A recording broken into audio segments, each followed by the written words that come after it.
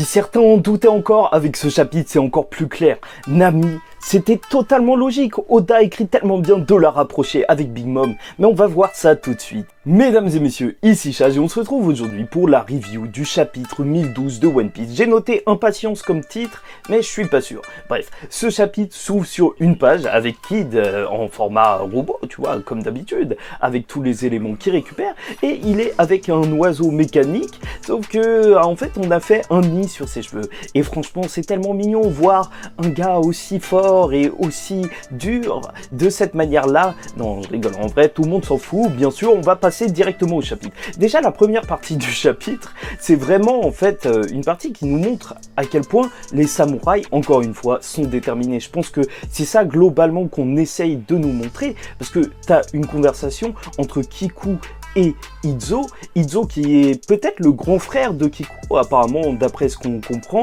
et en fait on lui demande si justement il a mal vu qu'il a perdu son bras. Ça me perturbe tout le temps de dire il, parce que c'est vrai qu'il ressemble à une fille, mais bon bref, voilà. Et bien sûr il dit que ça lui a pas fait plus mal que le jour où Izo est parti avec Barbe Blanche, et Kawamatsu va même dire en fait, il va se demander qu'est-ce qu'il adviendra de Wano une fois que les portes seront ouvertes. Mais là, la priorité c'est de savoir même s'ils seront encore vivants, même que ce soit Izo ou Kiku, ils affirment que ouais, ils sont prêts à donner leur vie encore une fois. Et là, tu as 3 des samouraïs d'Oden qui vont partir dans une direction différente avec différents objectifs. Alors tout d'abord, tu as Kinemon qui va rejoindre Mononosuke pour le protéger, parce que même s'il y a des champs de bataille partout et qu'on a besoin de tout le monde, il faut une personne pour le protéger et c'est lui qui va s'en occuper. Je trouve ça tellement logique de la part d'Oda. Franchement, attends-toi à une bête de scène d'émotion en même temps, hein. Franchement, Kinemon qui protège Mononosuke, c'est quand même plus ou moins son père, tu vois. C'est peut-être, ça a peut-être été son faux père, mais c'est sûr que les liens qui les lient, ils doivent être énormes, donc ça va nous donner de l'émotion, t'inquiète pas. Bon, du côté de Kiku, il veut affronter directement Kanjuro. Ça c'est intéressant. Encore une fois, Kanjuro est vivant. Franchement, c'est à la fois intéressant et un petit peu lourd. Kanjuro ne veut pas mourir. Ça va être relou, mais il faut vraiment le tuer, parce que vu qu'il peut justement faire semblant d'être quelqu'un d'autre avec sa peinture, bah c'est relou. C'est relou, et au bout d'un moment obligé, il va y avoir une grosse trahison. Là, il faut que Kiku s'en occupe. Et d'un troisième côté, bah t'as Nekomamushi ou Chat Vipère, si tu regardes la VF, qui revoit un petit peu d'autres Minx, et on va lui apprendre la mort de Pedro, et surtout que la personne qui l'a tué est là. Et là, Nekomamushi est super vénère. Et il va carrément s'envoler. Petite référence peut-être au château dans le... Non, pas le château d'Angèle, à Totoro, avec le bus chat. Moi, ça me fait penser carrément à ça, mais après, peut-être que c'est autre chose. Du côté de Yamato, bah t'as Yamato qui est en train de parler avec Mononosuke de...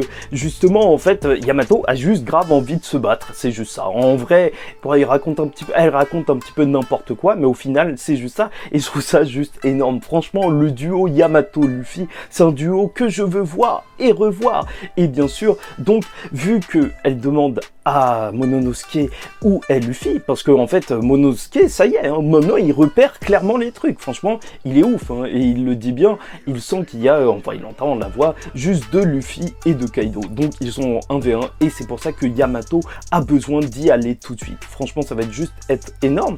En soi, en fait, je pensais que thématiquement, je trouvais ça plus logique. Enfin, je pensais de base que ce serait plus Zoro et Luffy, parce que Zoro, il a le katana d'Oden, mais c'est vrai que Yamato aussi représente Oden, parce que au final, il faut aussi un petit peu que Oden batte Kaido, parce que c'était le combat qui aurait dû avoir lieu il y a bien longtemps, et là, en fait, ce sera par le biais de sa propre fille Yamato. Je trouve ça juste excellent.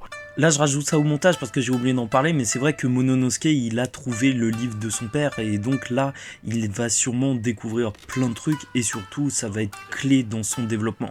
Après, j'ai pas grand chose de plus à en dire. Ou si en fait Shinobu fait clairement flipper. Et bon, à partir de là, le chapitre devient vachement marrant, je sais pas pourquoi, et surtout en fait vraiment profond, parce qu'on retourne sur les Mugiwara, ce qu'on kiffe le plus, et surtout la relation Zoro-Sanji. Là, il y a plein de petits détails que vous avez peut-être loupés. Mais voilà, t'as Sanji qui arrive avec une genre de croix géante pleine de bandages, et en réalité c'était juste Zoro. Ça m'a juste fumé, parce que c'est vrai, personne ne pouvait savoir ce que c'était. Qu'est-ce que c'est que ce truc ridicule? Ça rappelle Usopp quand il était katana de Zoro. Zoro, ça y est, la prochaine étape pour un vrai épéiste, c'est de devenir le katana. Et en fait, comment on en est venu à tout ça? C'est parce que Sanji, il est passé à côté de Law et Zoro qui étaient en train de tomber suite au fait que Law, en fait, il les a emmenés en bas et Law, il a donné plein d'instructions à Sanji pour le soigner. Déjà, je trouve ça super cool, ça fait vraiment médecin et au final, Law, il faut qu'il soit aussi là pour ça. Et ce que je trouve vraiment là, déjà très drôle, hein, parce que Sanji il va lui demander ouais et tout, qui t'a fait ça? Et tu sais, normalement, quand c'est des mecs un peu faibles, bah, les gens ils sont ouais, t'inquiète pas, je vais y aller. Mais là, Sanji il a fait ah, Kaido et Big Mom, ok. Bon, il a pas fait comme ça, mais c'est vrai que de toute façon, ça servira à rien qu'il aille les combattre, ils sont beaucoup trop puissants. Mais ce qui est ouf, c'est vraiment qu'ils disent que Luffy va gagner, parce qu'il a un truc, mais à chaque fois, même si c'est un truc utilisé et réutilisé, nous montrer que les Mugiwara ont confiance en leur capitaine, ça marche à chaque fois. Et ce que je trouve ça, vraiment intéressant, c'est que déjà, rappelez-vous bien que Zoro, en réalité, il ne dort qu'avec les personnes avec qui il a confiance. Je vous rappelle qu'à Whiskey Peak, il avait dit ça, et c'est ce qu'il est en train de faire. Voilà. Tout simplement, clairement, il est avec Sanji, et comme quoi, au final, il a confiance en lui. Et c'est obligé de nous rappeler la scène, et c'est obligé de nous rappeler Luffy qui était sur Whole Cake Island, bah, avec Sanji. Tu vois, Sanji qui portait Luffy après le combat contre Katakuri et qui s'endormait parce que maintenant qu'il était avec Sanji, il était sûr que rien n'allait lui arriver. Franchement, c'est beau de voir à quel point ils ont confiance les uns en les autres. Et c'est ça qui nous fait aussi kiffer One Piece, hein. C'est de voir tous ces liens entre cet équipage.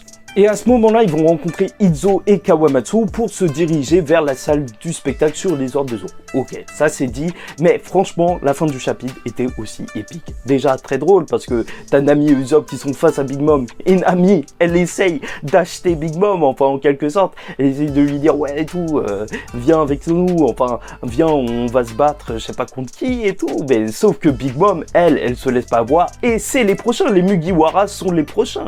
Non, là, il n'y a pas d'alliance avec les Mugiwara.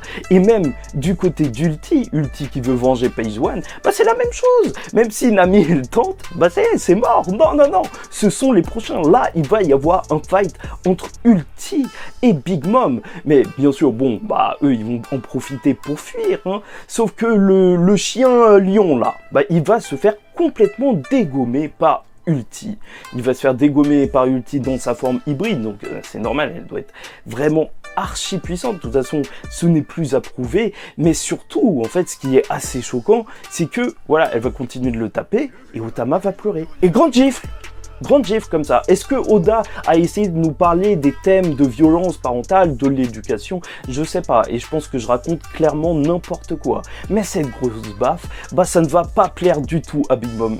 Et c'est à ce moment-là que, franchement, l'écriture de Oda, elle marche super bien. Parce que, déjà, t'as Big Mom, Ulti, et bim, en fait, c'est Nami qui va venir pour frapper Ulti. Parce que elle veut dégommer cette nana. Elle le dit clairement, elle va le faire. Qu'on s'est dit, ça va être fait. Et franchement, ça, déjà, c'est un énorme combat pour Nami. Donc, depuis le temps qu'on attend un combat dans le Nouveau Monde énorme comme ça va juste être magnifique. Genre, j'ai trop hâte de voir ce combat parce que c'est vrai que Nami, on l'a pas vu tant que ça évoluer, mais surtout, je trouve ça super intelligent de faire peut-être un rapprochement entre Big Mom et Nami. Ça, c'était un truc que j'avais pas vu venir, mais en même temps, c'est totalement logique. Tous les deux, ils ont un amour pour les enfants et je pense qu'on aurait dû même peut-être le revoir, comprendre ça tout de suite dès que Big Mom avait vu Otama et qu'on apprenait qu'elle était gentille avec les enfants, parce que en soi, peut-être c'est une info dont on s'en fout, mais ça veut tout dire, parce que Nami et Big Mom, il peut y avoir un lien, surtout que Nami, de base, bah, c'était vraiment celle qui devait faire le lien avec Big Mom grâce à la vive carte de Lola, et comme quoi, peut-être qu'on continue de partir sur ça. Oda, il ne lâche rien, il nous l'avait annoncé, ouais. Et là, même si c'est pas de la même manière, vu que c'est pas avec la vive card, bah c'est Nami qui va avoir un lien avec Big Mom. Et je trouve ça énorme. En plus, elles utilisent la même technique. Enfin, elle lui a volé Zeus, tu connais. Là, elle va sûrement l'utiliser. Ça va être ouf. Franchement, ça fait trop plaisir d'avoir vu ce chapitre. Là, je m'y attendais pas du tout, mais ça veut dire que la semaine prochaine, il n'y en a pas, parce que normalement, il y a 2 semaines de pause où je comprends jamais rien quand il y a la Golden Week, mais c'est pas grave. Bref, j'espère que vous avez apprécié cette review. En tout cas, pour moi, c'était un plaisir de vous la faire. N'hésitez pas à vous abonner si vous êtes fan de One Piece. On en parle chaque semaine, enfin, dès que ça sort. à commenter si vous avez un avis sur le chapitre, et même pas, en vrai, ça peut aider la chaîne, et surtout liker, parce que c'est rapide à faire, ouais. Bon, en attendant la prochaine vidéo, bah, je vous dis ciao tout le monde, faites attention à vous, et paix sur vous. Purée, j'ai oublié le chapeau de paille.